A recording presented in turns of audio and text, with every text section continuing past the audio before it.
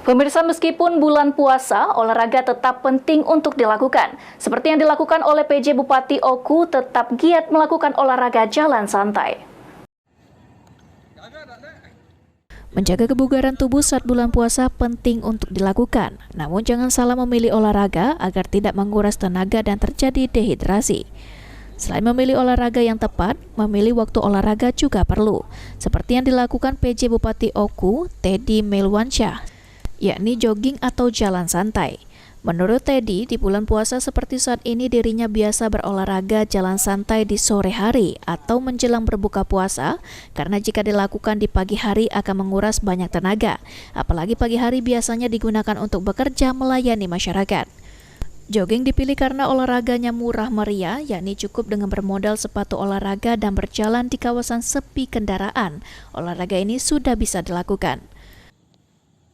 Ada yang berubah dan tidak ada beda, mau puasa mau tidak bulan puasa sama baik. Jadi sebenarnya olahraga itu penting untuk kesehatan. Bulan Ramadan kami tiap pagi sama teman-teman kami sudah kali Sabtu Minggu kami biasanya keluar dari Kota Batu Raja, biasa main di Bukit Balau, Bukit Katung, Bukit Pelawi, bahkan pernah kami ke Tahura.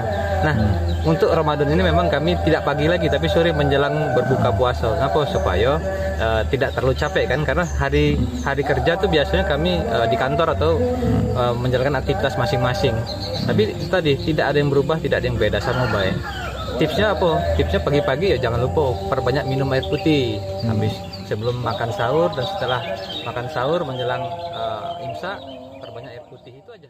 Olahraga jogging sangat cocok untuk yang sudah berusia di atas 40 tahun. Dikatakan Teddy agar tidak terjadi dehidrasi saat olahraga penting untuk minum air putih yang cukup menjelang dan sesudah sahur sebelum imsak.